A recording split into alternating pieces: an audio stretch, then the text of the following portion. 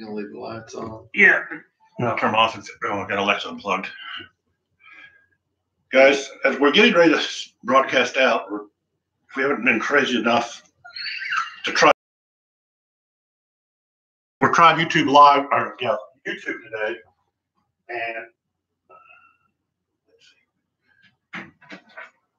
so we're broadcasting live right now on YouTube and Facebook. So we'll see how it goes. But Roger, either way, we're here. Yeah, we go. They're broadcasting out. That's a full meal deal there. Let's see. He is running from. Well, later on today, I'll be doing the Peggy Denny show. Good. Now you're just ready today, right? Yeah, recording today a month from now. When I'm sitting around, I accidentally turn the TV on, and there I am. Oh boy, that's a feeling. To you're living seeing yourself on TV, see how that plays. Well, and it's always got, and I love Peggy, and that we have a good friendship, and so should turn out to be just fine. And let's see. Field recording. Okay.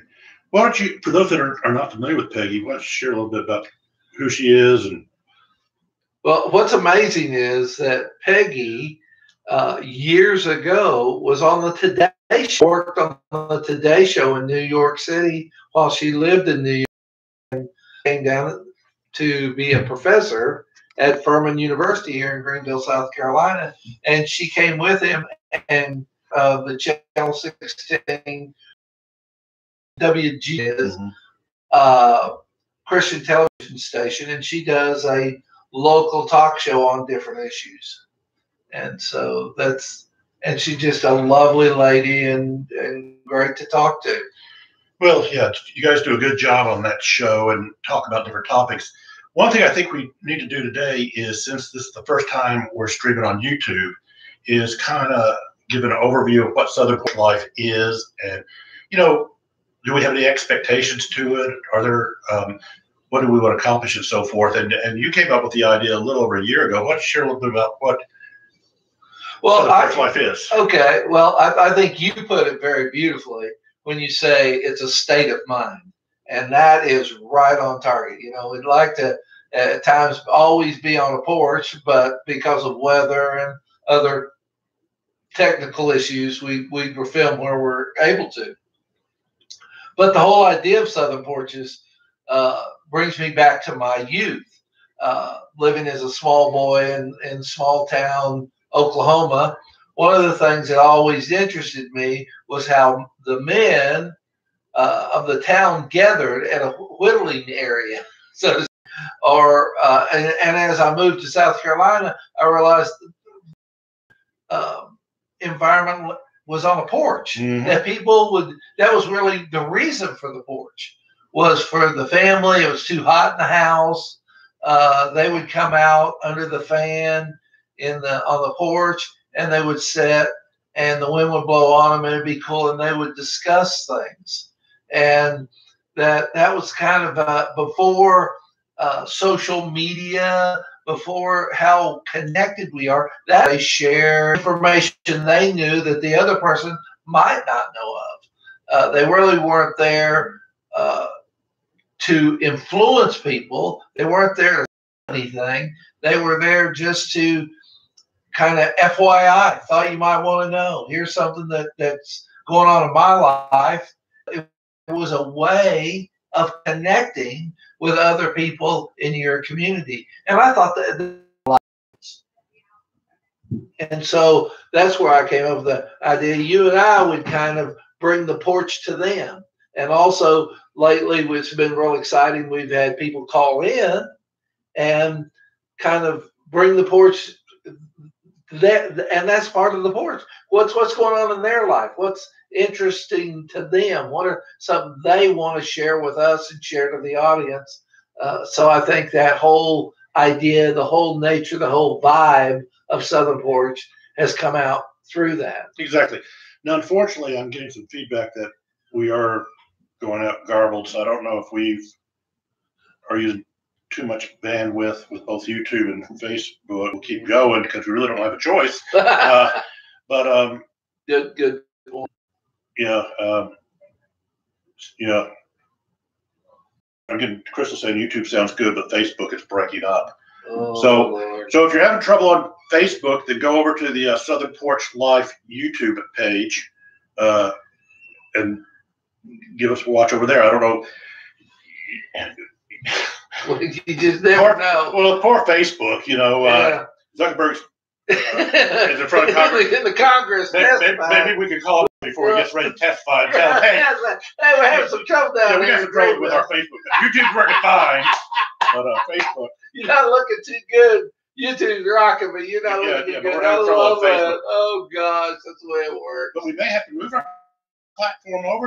That's the one it's going to be. Maybe this may how it works. I mean, I'm glad we got to it now. Start it there and then bring it back over to Facebook, as a pre-recorded show rather than a live show. Have the live show on YouTube. There you go. But it's going. I like that idea. If that's what you meant, I like that idea. Well, you took it further, but yeah, we definitely do that because we've been doing the opposite. We've been doing Facebook and then uploading it to YouTube. YouTube, right? And we have had issues going in the past with a lot of garble on the Facebook side.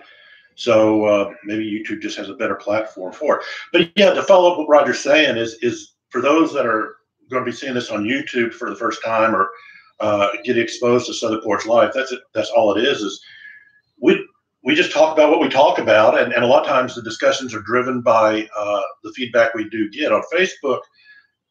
Of course, we have the comment sections that can help us there. We do have a phone line, 864-498-4817, 498-4817, where you can call in on that. I need to know on this, Rick, is I noticed that you and evaluate comment that comes in, and we really appreciate that. It's us, and it's going into Never Neverland, and we never look at it. We really look at it. We really read it and evaluate it and say, if somebody comes up with an idea, man, that's what we're talking about. That's what Southern Porches is about, is being current and being personal. Our topics are about life skills, communications, how do we think, what are the emotions, how do we handle stress and so forth. But it doesn't have to be always built around that. Once again, a lot of it would be driven. And as I'm looking at YouTube, I know there's a way to comment on YouTube, but I'm not seeing it. I'll have to play with that, I guess, later as to how do I get to see the comments. Well, even if they see this recorded, Rick, couldn't they call and leave a message with phone? Yeah, they can. Okay, there we go. See, we're always going to find ways for you to connect with us and for us to then work with that and discuss it, because that's the attitude, the vibe of Southern Porch. So that's just a little bit about what Southern is. You can go to our website, which is southernporchlife.com. A little bit more information there. Yeah, I see we're frozen on Facebook again. So. Oh, buddy. Technology. Love it when it works. Struggle with it when it doesn't. Ugh. Last week we were talking about Dr. Amin's ants, A-N-T, negative thoughts, and how are some of the ways that you can kill some of these ants. And we briefly talked about, of course, the concept of always thinking, being focused on the negative, fortune telling and mind reading. That are catches for the first time on YouTube. If you go to our Facebook page, which is just /Southern Porch Life, you'll be able to pick up last week's video on those first four. He also talks about this concept of thinking with feelings. What do you think he means by thinking with feelings? Well, I think a lot of times we are indirectly educated to think without feelings, to not integrate both of them, to not put feelings into what we're saying or how we're processing stuff in our minds. We kind of want to look at it sterilely instead of coloring it. If we do that, one of the things I think, Rick, is we get kind of a black and white image of what's going on, and we make judgments based on that black-white image: good, bad, right, wrong, down. You know, but when we put feelings into our thinking, we're really adding color. I imagine that what he's thinking about is like the Wizard of Oz. The first part of it is in black and white, but then when she comes to Oz, it's in Technicolor. And I think that's what he sees as a very powerful and important issue, is that a lot of times we learn, like I said before, indirectly, when we have arguments, to think in black and white, right and wrong, my side versus your side. And it's easy to process like that, but the outcome can be very negative. But when you think with feelings, what you're doing is you're being compassionate, and you're looking at all the colors and all the inferences, and you're trying to understand, not be understood. And I think that really opens the door for more connection, not just black and white communication. What do you think when you think of thinking with feelings? I think sometimes also we go there, and on the other side of the coin is when we are in an emotional state, is when we say things or do things that we would not do when we are not in an emotional state or high activation of feelings.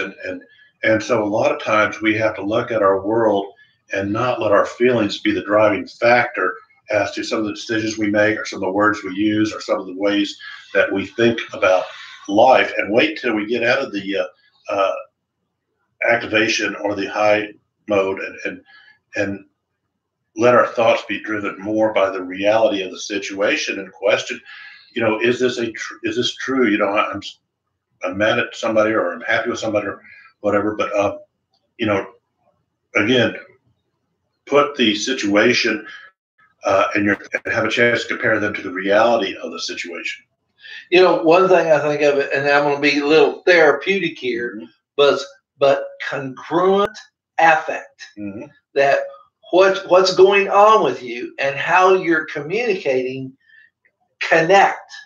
And that one of the things that they teach in there is look for what's called incongruent affect. That what a person looks like versus what they say don't match. And boy, I see that a lot in marriage therapy, is that one person says something, but the other person says, I hear you saying that, but that's not the vibe. That's not what I'm getting. I'm getting that you're not a happy camper. You're smiling at me. You're agreeing with me, but it's like you're waiting to get me outside and you're going to attack. And so it's hard to have healing with that going on.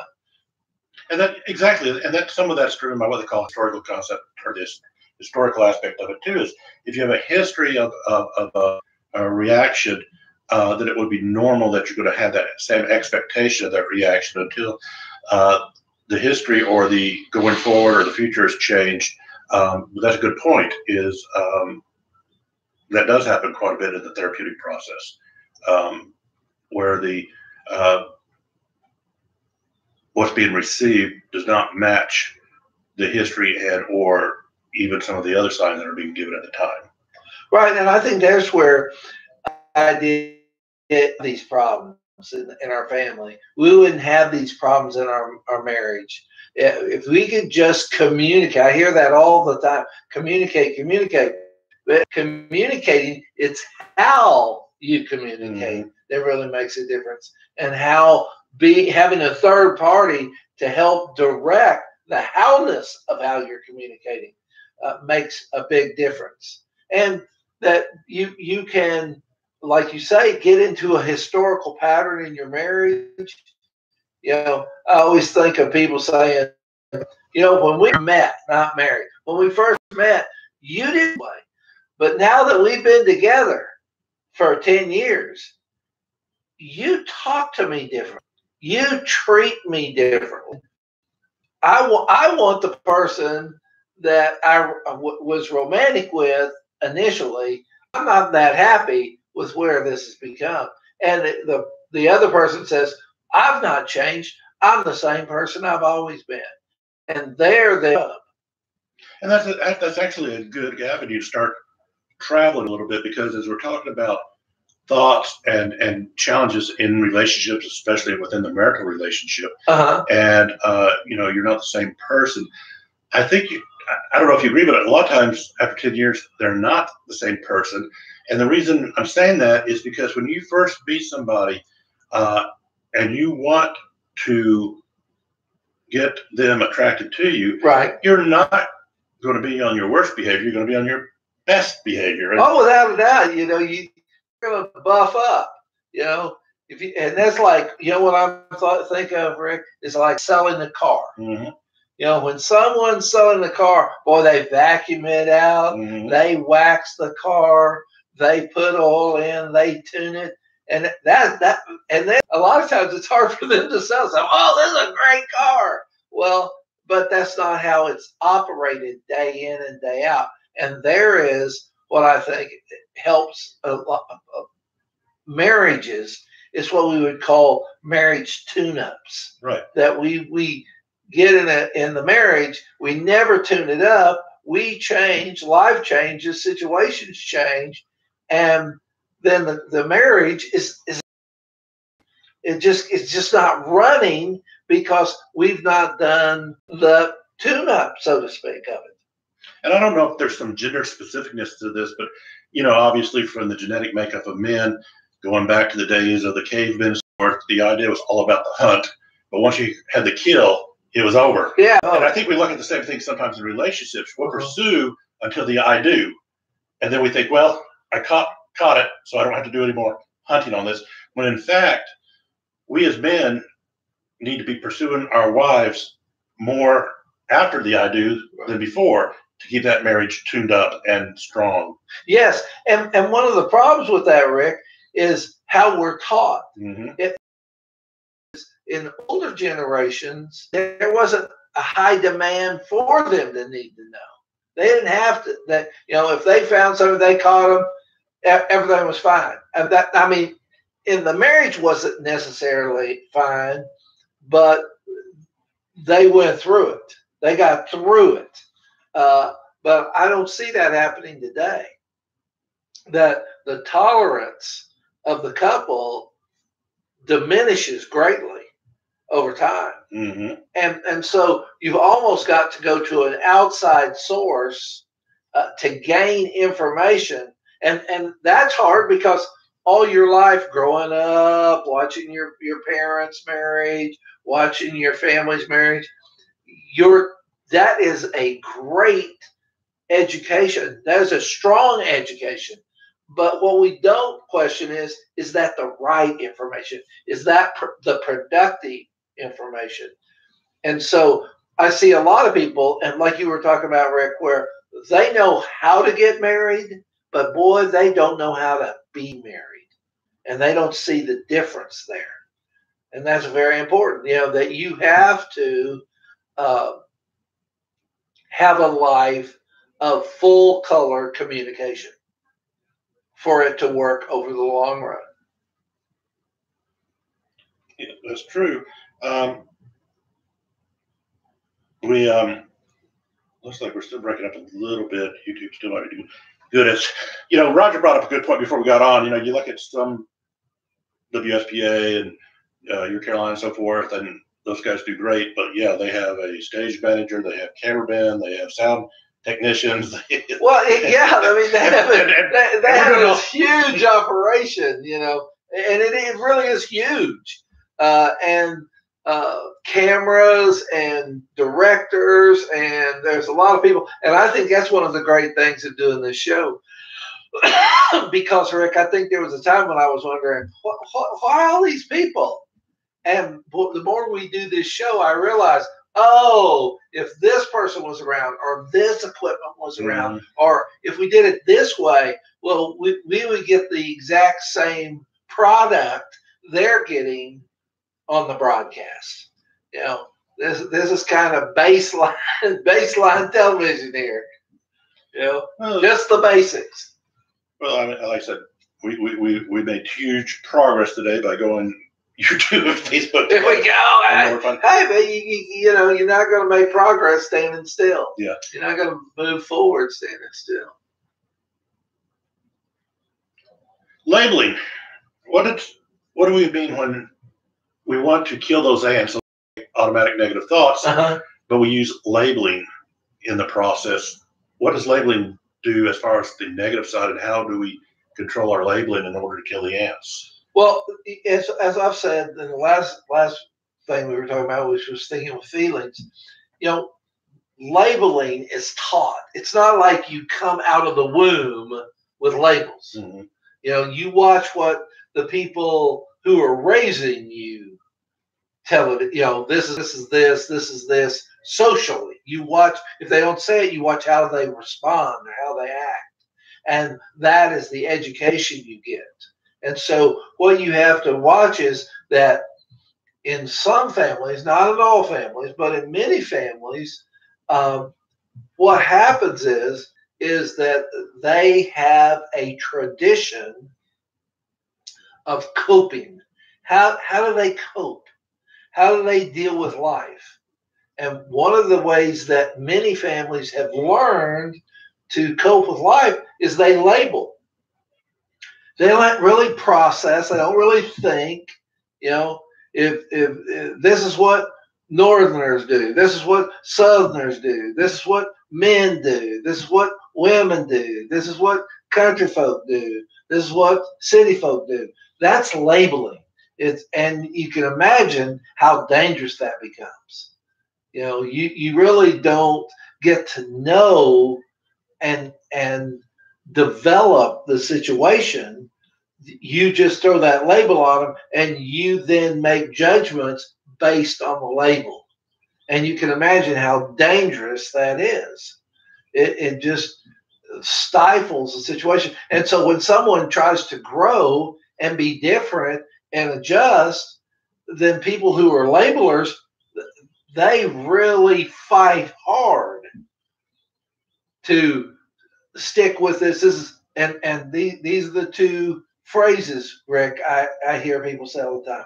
We always do this. We never do this. When I hear always and never, that's labeling. That is a clear. When I hear people do that, I know those people are labeling. They're not thinking, and you're going to have to work extra hard to get to know them. You know, they have a small crowd they stick with. You know, birds of a feather flock together with that. And they kind of they have a large amount of outsiders. And they think in the us versus them. That us, we do it this way. Them, they do it that way. You know, us's and them's don't mix. Them's don't fit in with us.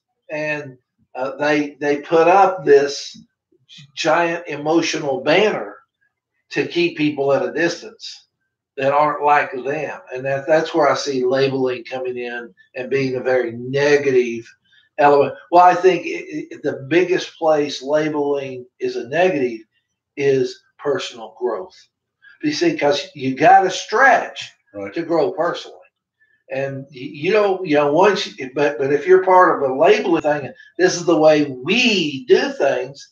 Well, I don't have to think. By the time I'm about 10, I got it. This is, you know, we wear this, we do this, we go here, you know, and this is the way we live our lives. It is set up, and some people love that whatever they did at 10 years old, at 40 years, the routine of it. We got Kim calling in. Hey, Kim. Oh, wait a minute. Let me turn the volume up. You can't unplug Kim and then say, Kim.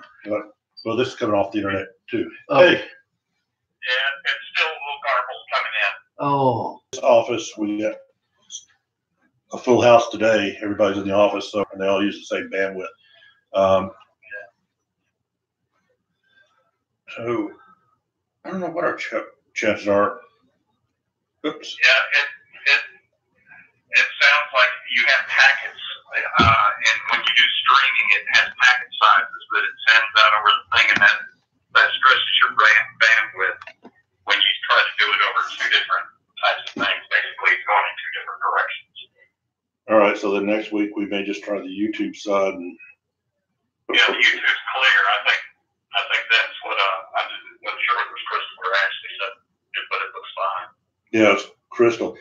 So, Kim, join us then. What about these automatic negative thoughts and labeling and thinking with feelings and so forth?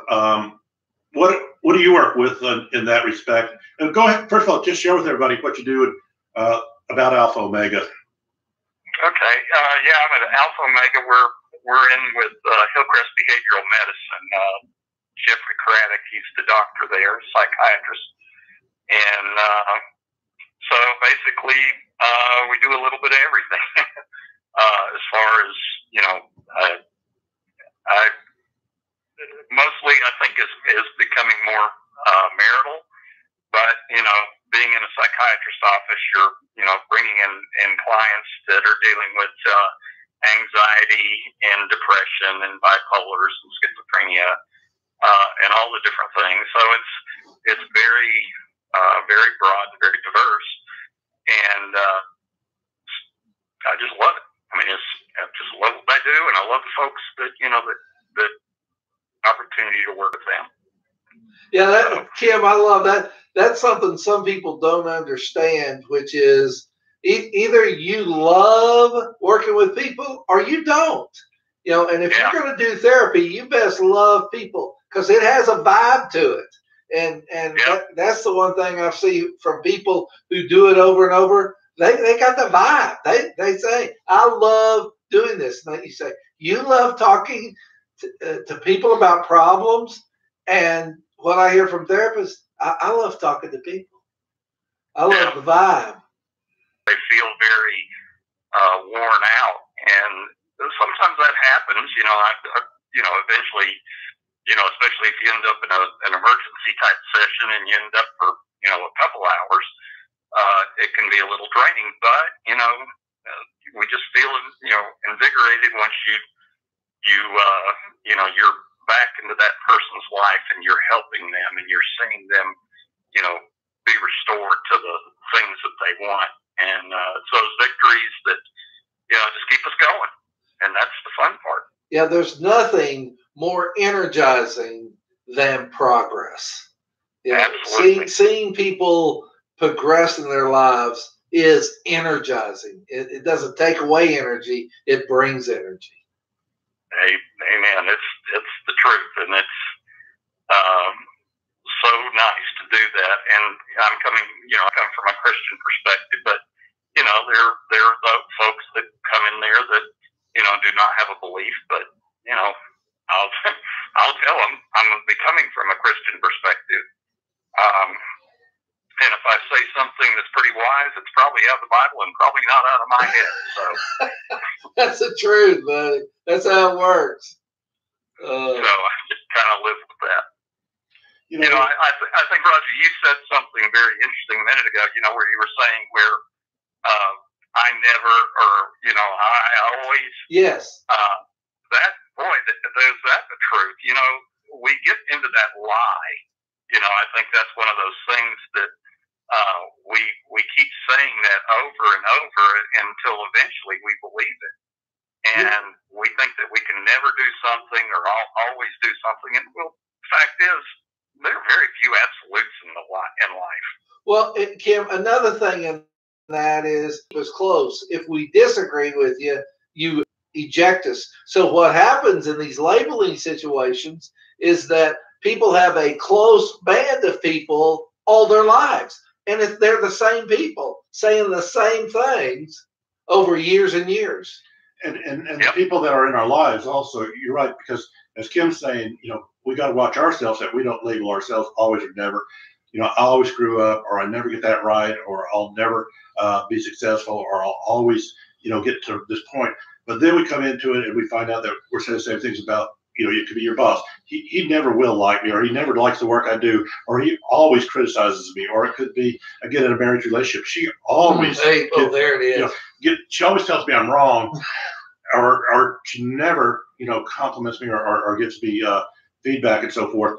And so as soon as we start catching these always and nevers, and that's what we're saying is the reality, and put it to the reality of life, is that really the reality? And we do know that our thoughts are self-prophesizing, and if we do think that we'll never get it right, or we'll never be successful, or we'll never, guess what? You'll never do it. Yeah, I forget who had the phrase, whether you can or whether you can't, you're right. You're right. I think that was Henry Ford. Yeah, I love that, man. I'm like, man, that's profound. There it is. Well, and I think the big thing, with what we do is to encourage them and to inspire them to see beyond the, never and always. That they can see something that is different. It's not, a lot of times when you just try to confront it with them, they'll just keep going, excuse. But when you can inspire them to see more, then all of a sudden they can see the possibilities, and you hear less and less of the never and always. And they also feel that they have an empowerment that takes them out of that ability to feel that they're entrapped in those never and always. And I just love to see when that happens, because it's like there's a different world. And, then they see possibilities in the black and white thinking. There it is. And what's hard for us to grab is how easy we are manipulated with black and white thinking. That the more black and white thinking we have, the easier it is for people to discount it. But they get into this self-condemnation, they get in, their esteem, goes down. And when they suddenly see that that there's possibilities, and they feel a little bit empowered, and they have that one success, then it breeds another and another and another. And pretty soon they're freed, and they're not feeling like,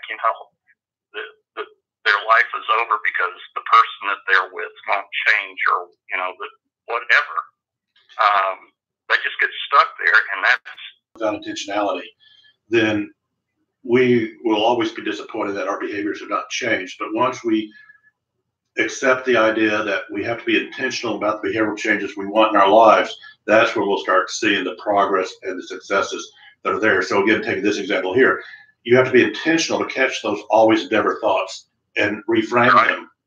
If you're not intentional about it, and it'll do absolutely no good, because you'll stay in the habits aren't broken by repeating them. Habits are broken by creating new habits. Right. And one thing I was thinking in the middle of this, Rick, was the old AA requirement: new playmates and new playgrounds. Mm-hmm. And if nothing changes, nothing changes.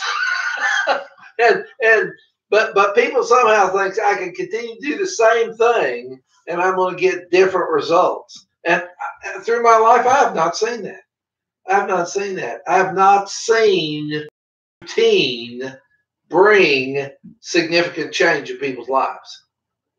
Right. And I think there's a sense of humility that, if we approach life with a sense of humility, that, you mentioned the AA thing, when we recognize that we're powerless to an addiction or to a relationship, and we open it with humility, and we free ourselves to the fact that whatever lies we've believed, that we can now, succumb to say, God, if you're a spiritual person, then that's your strength. And, if not, if you're a self-help guy, you go find somebody that, gives you that affirmation that we need to know that, change, then you're on the road to go there. And I think that's something that so often we struggle with our pride, our fear, our lack of forgiveness. A lot of things like that just kind of keep us in that bound in that, never and always. Kim, one of the things I'm thinking about here is easy said, hard done.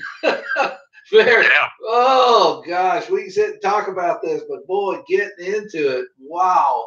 You talk about some serious work. That is serious work. I always say, if you really want to know how hard change is, go to your bathroom and adjust your toilet paper. However you have it come out the other way, and I guarantee it will freak you out.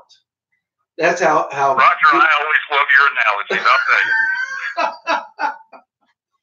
Oh, just life, Kim, just life. That's just the way it is, And hey, if you really want a party to get started, go to all the bathrooms at the house of the party and change how the rolls are done. I guarantee you that will adjust the party.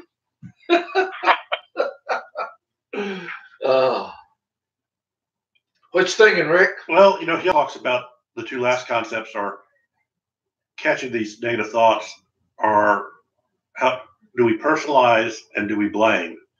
And once again, if we do, then how do we become intentional about not personalizing and not blaming?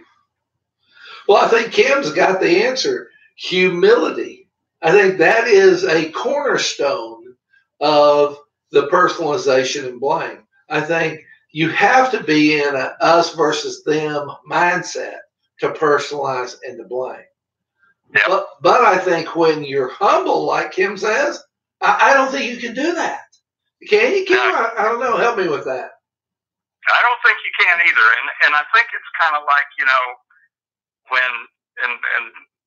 when people come to God, the ones that really change in their relationships or they change their behavior, say I'm ready to be whatever. And in that submission, it gives them the empowerment, and it's kind of so counterintuitive to what we're under, the way we believe, we feel, we can. Well, that's the truth there, Kim. Counterintuitive. I love that. That's exactly the problem, man. It's like petting a cat the wrong way. Now again, yeah, we're born in this life completely helpless, and so we have to be 100% dependent upon our caregivers. And then through life, if we're doing it right, we become less selfish because we no longer need to be dependent on people and more selfless. But unfortunately, we're seeing that it's very hard. And again, that's what the scriptures talk about. That was really the whole concept of Christ's message, is to become less selfish and more selfless. Yeah. Oh. Exactly. And again, I'm back to the idea: easy said, hard done. Man. Yeah, it is, because even if we take that moment and we can do it for 1 minute, we'll go back and pick it up again and again and again, and become selfish over and over again. Oh, that is so true. Goodness. Right. And when we're in relationships, again, our natural inclination is going to be protecting self. And so a lot of times we are getting angry, we're getting irritated, we're getting frustrated because self has been, we feel self is being attacked. And again, that's where the intentionality comes, is we have to look at, is this really the, what message is being sent to us? Is it really an attack of self? Or go back to the work environment. Do we really receive, and there's such thing as constructive criticism, but if we're not intentional about understanding that, we will take it again as an attack and say self is being attacked, and so we're not intentional about trying to truly learn. Well, the other piece of that, Rick, is the idea that you would surround yourself with people who have permission to criticize. That is something, boy, that I see us dealing with over and over, is that we surround ourselves with nobody who would tell us the truth. That's that old fable, the king has no clothes. Mm-hmm. Oh, yeah. That we have a lot of people running around naked thinking they're fully clothed emotionally.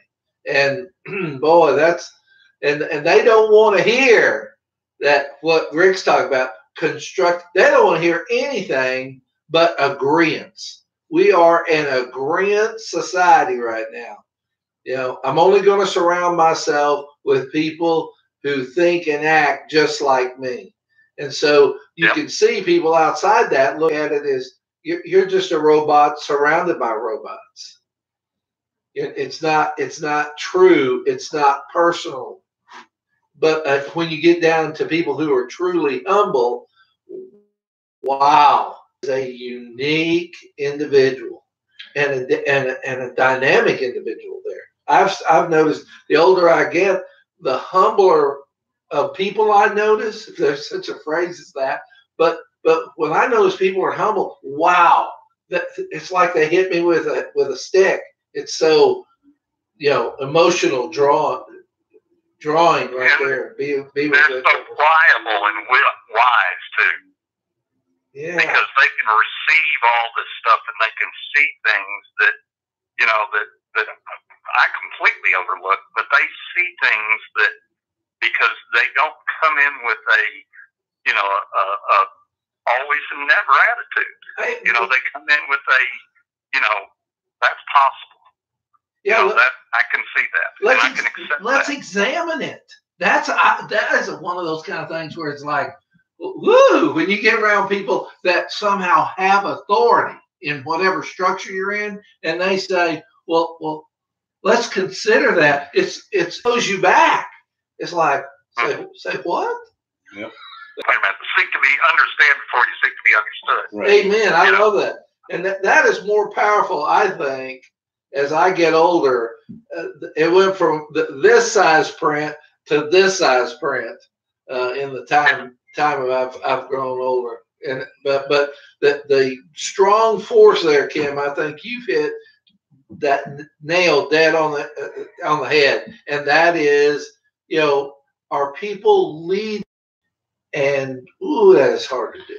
It's hard to be humble. Right, and so that brings us down to the concept of blame, and I think the three of us, I would be surprised if any of us said it goes any other way than this when you work, especially now. Let's go back into the marital relationships and marriages that are in crisis, where you have your first intake with the clients and you say, okay, share your story. And it's always going to be, well, he, or she. I've never had to start off where one of them would say, well, I have an anger issue, which is contributing to. Let me tell you about my stuff. Yeah. Well, wouldn't you love, Kim, have you ever heard that? Somebody walk in and say, let me tell you about my stuff. With Rick here. That never happens. Let me tell you what that person's done wrong. Let me tell you what's wrong with that person. Yeah. So if any of you out there are ever thinking about going just to get a marriage checkup, or if you are in a marriage crisis, set your therapist way back and come in and talk about, this is what I have contributed to the place we've gotten to right now. And they won't know what to do with you then until because that's what they're supposed to be teaching you. Whoa, man, yeah. But that's a hard thing in marriage work, is ownership, is having people come in and take ownership of their stuff. Woo-wee, boy. That's it. And, it's one of those things, too, where, if you can get them, I think this is the thing that a lot of people don't come for marital counseling, or they call it relationship counseling now. I guess that's the new term I heard yesterday. Good move. Good learning experience. Yeah. I think what it is, and the way I look at it and kind of deal with it is, I'll listen to their story. I'll hear all their stuff that first time, and you get them to unload all their baggage, and I'll make sure that they don't leave anything out there. And then I say, okay, when you came into this marriage, you came into a covenant relationship between yourselves and God. And so I'm going to take God's role, because he doesn't have one here that he can voice it other than this book. And it doesn't seem like you guys have been using that. So let's take that and I'll express, maybe what this one says, and we can talk about it. And so, if it comes to a sex issue or, he said, she said, I'll tell them, let's throw all that out the back and let's hit the reset button. What do you think? And instead of living the way you lived prior in your understanding and your reasoning, let's take this book right here and use this as the guideline. So when we have a question, we can go to, certain scripture and see, oh, this is the way I was supposed to handle that. I wasn't supposed to be, a real jerk and, and everything else. I was supposed to be kind and considerate and forgiving and gracious. And suddenly, when they kind of start living that, it's almost like a new language to them. It gives them something that they can't blame their partner on. And suddenly, like you just said, Roger, it comes back to the responsibility. How trusting, how much am I going to rely on God's word and not so much on my understanding or my feelings and my emotions towards that person. Well, Kim, one of the when things we accept that responsibility, they do. I'm sorry, go ahead. One of the things I've noticed is that the more ownership people take, the bigger the trust. There is a scale going there, and that when there is no trust in a relationship, no ownership, all blame, like Rick's been talking about. You just blame. But when I see people making that shift, now the trust begins to build up. Yep, and it is, and I think that's the key thing. It's kind of like in 1 Corinthians chapter 7, I believe it says that he talks about each in sex. He talks about your body belongs to your spouse, and then it comes down and it says if you decide not to have sex, it says that you should pray together. Well, and people never did understand that. They say, well, why do we need to pray together? I mean, what does that matter? Well, it's like if the husband or the wife comes out, or either one, I'm not going to say that it's one or the other, but I'm not going to get into that. Be politically correct, Kim. Come on now. I know. I think I made that mistake with you guys one time before. I learned. So this is one of those things where, if one of the spouses is saying, I've got a headache, and they keep saying it over and over, well, the other spouse should be praying for that headache to go away. But if they just leave it they don't pray about it, well, then that headache will last for 2 or 3 or 4 years sometimes. Or I've heard 10 and 20-year headaches. To be truthful there. But yeah. And again, it's just hard to move away from early education. That is a piece of all this. And we are taught, like Rick's been saying, in a negative fashion. We have been taught in a negative fashion, and taking ownership of that we might like to believe we've been taught the gospel, and we have not. And relearning. Yeah, you think about that, Kim. I'm glad you brought that up, because you think about that and the psychology that is behind that from thousands of years ago. Look at today's what the clinical studies have shown, and the idea that you should pray together. We know from books like Love and Respect and a lot that's written out there that women need to feel emotionally connected to their husbands in order to be physically intimate with their husbands in a way that is healthy. And I don't think there's anything that could draw a wife closer to her husband than to be in prayer together. And so you think of that psychology of thousands of years ago, and now we're coming up and saying, hey, that's right, but we were taught what the Bible says about that. So it's even more just, again, prayer is just that device of bringing two human beings again. And a lot of times when we do see physical intimacy disrupted, it's because the emotional connection has been destroyed. Exactly.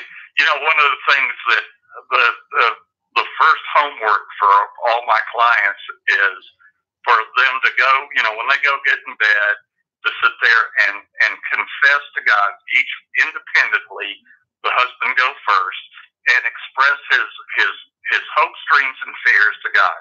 So his spouse then hears that, and then she does that in the same way. And if we look at, you know, what God is if the mutual submission, they should both be sitting there thinking, gosh, if you've got a fear about that, I want to help you.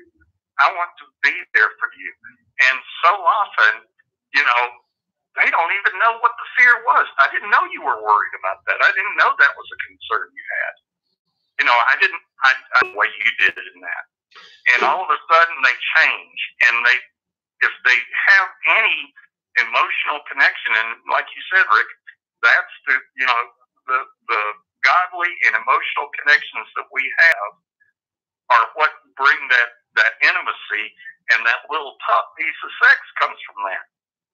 But if we don't build it, it's not going to happen. You can't leave any of the aspects out.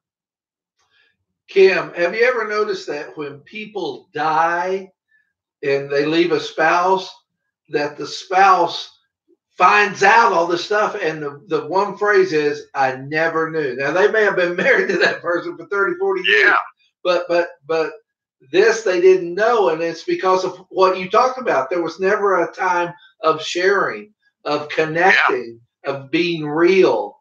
And, you know, we get armored up emotionally with our spouse, and we just keep that armor on for 30, 40 years.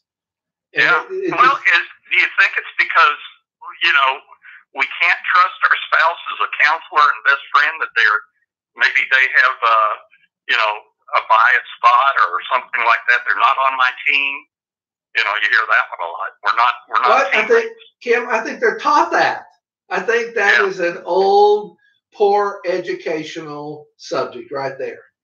It's you trace this stuff back, and you find out that where the family of origin also had that idea that person's mom and dad didn't trust each other. And so how in the world did they were ever taught that? It's tough. It's tough. Even if you do have it, it's still tough to teach the kids about that. You know, what I would love if we get anyone who watches this after live and gets to this part. Right now, you got 3 old men talking about what it's like to be a wife. Yeah, but we're experts. And I just want that to be on the record. And we can share everything we know that we've read about in books. But I would love to get some women's feedback on this too. Yeah. You know, and just guys, right? And if what we're reading in books about being wives and women is right, confirm that if it's way off base too. So let us know what we don't know, because we're all three willing to admit we don't know. You know. Oh yeah. I'm not trying to push it. I've got the insight to the women. I don't, but I know what I've read. I like what you said there. We've read. All three of us have read. We're not unread people. But if this is your life and we're wrong, let us know. And if we're right, let us know. Yeah, either way, because then we want to convey that to our audience. The other thing is, you know, I think more husbands than wives with this is what I've noticed, is that we think we've arrived when we get to a certain age. We think, oh, well, there's nothing new under the sun. I know everything. And we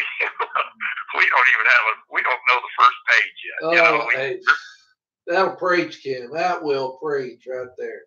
Woo. And I think that's the problem. I don't know why. You know, I guess, is it our pride? What is it? I mean, I don't know. It's laziness. That's what it is. It's not pride. It's laziness. When you think you've arrived, you're just lazy. You're not willing to do the work. You've just done the first step of a long race. And the men I see that are humble and what we would consider successful. The only time I'm done is when I'm on to see my maker. That's when I feel done. And I don't know if you were able to see, Kim, the part we're talking about that, we as husbands have to be pursuing our wives more after the I do than before the I do's. We put a lot of time and effort in that pursuit. But again, I'm afraid because of the gender makeup, once the hunt's over, we think that, we can just sit around and enjoy the catch. And step one. That's step one. Do the chase. Chase, yeah. That's step one. But then after we have that I do's done, we have to be pursuing our wives more intense, keep them held and going. It's a little bit about marriage tune-ups, and every once in a while we do have to get a kind of a tune-up to make sure that the car is not breaking down. That's a great point.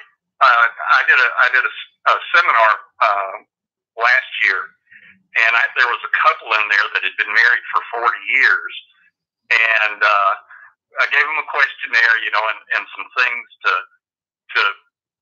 discuss and things like that, to see how they, and this couple, they were just, they were so in step with one. The biggest thing, and he said, well, we talk.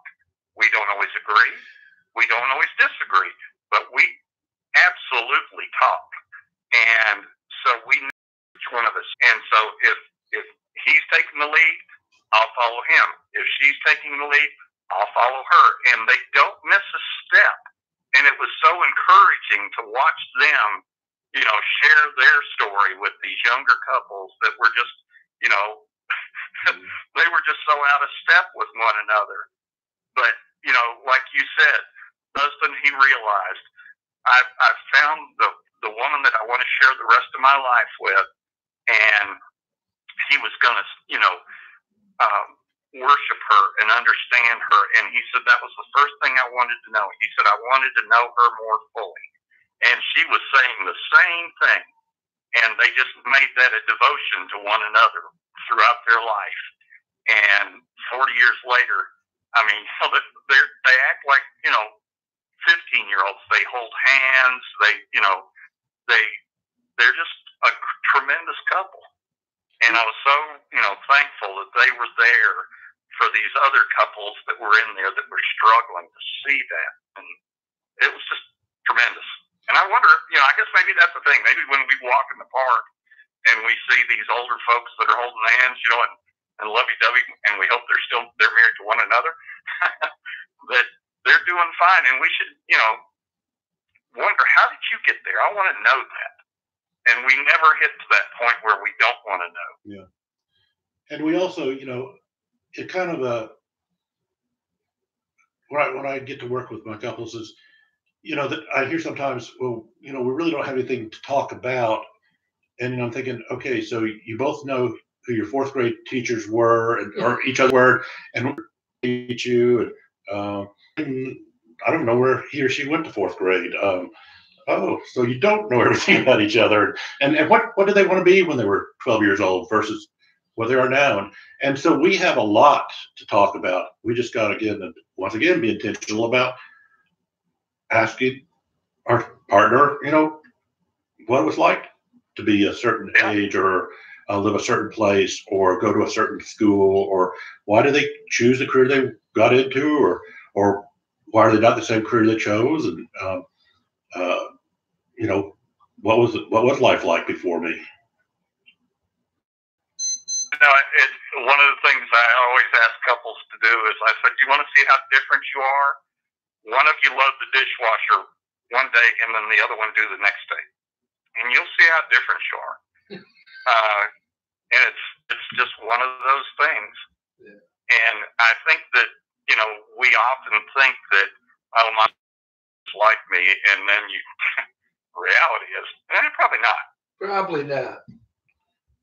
Getting through the imago theory, the reality is we have been attracted to those that fill the holes that we have in our lives. And that's why a lot of you'll have an introvert marrying an extrovert. You'll have a spender marry a saver.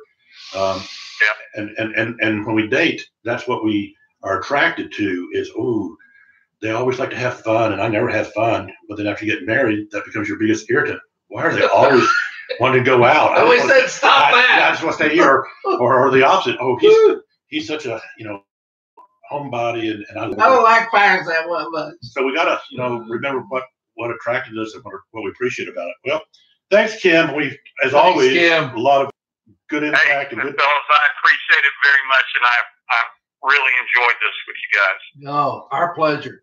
And once again, for those that watch this afterwards, especially our women viewers, if you have any comments you want to make about what's been said, feel free to do that. And if otherwise, we'll see how we got to figure something out. Obviously, first time we went YouTube and Facebook, and it seems like we are using too much bandwidth. But I don't know what the opposite is going to be right now. But if we do come across garbled on Facebook, next week I'll put our YouTube address up there so they know where to go there. Good. But other than that, we'll see everybody next Tuesday, 10 a.m. Yes, sir. And next Tuesday, stress. Wasn't that what we were? No, it wasn't stress. Oh, wrong. Thank you, fellas, and thank you for doing this.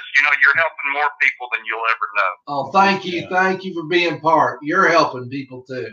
So thanks for being a part of it. Yeah, you had a good idea, Roger. We both forgot what we'll put it out there once we figure it out. When it comes to whatever I thought of, you'll hear from us. But whatever it is, it'll be 10 o'clock next Tuesday. See you then. All right. Bye-bye. You guys have a good one. Yeah. An hour ago, burned a lot of brain cells. Oh, God.